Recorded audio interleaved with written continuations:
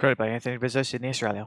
My last video talked about the short-lived split of the Northern Territory. When doing the video, I was wondering, what if the Northern Territory was still split? To make this happen, it's an alternate 1931. Robert Weddell isn't the government resident of the North Australian Territory. His replacement?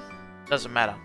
The Northern Australian Act is still in force, and the two territories still exist. Over the decades, things are relatively the same between the territories. However, during the 60s and 70s, the territory's self-government becomes a major issue. In our timeline, the Northern Territory obtained its self-government, or responsible government, on the 1st of July 1978. I see you smiling, America, which since its formation in 1911, it wanted to be ruled by its own government and not be represented by another state.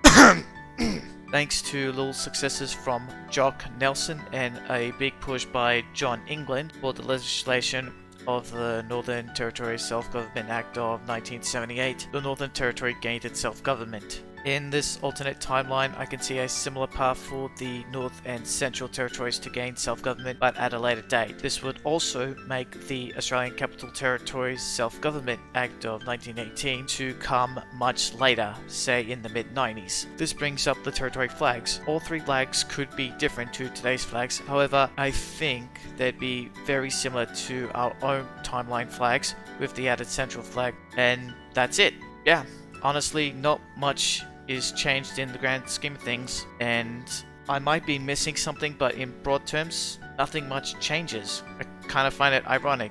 If such an event like this were to happen anywhere else in the world, it creates big changes in the timeline, but due to the location and lack of people, it's more or less the same.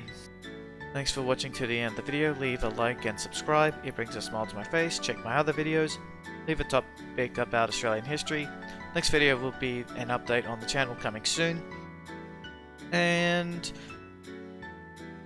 you know, I don't know anything else I wish to talk about, but in all honesty, eventually the two territories would have reunited sooner or later.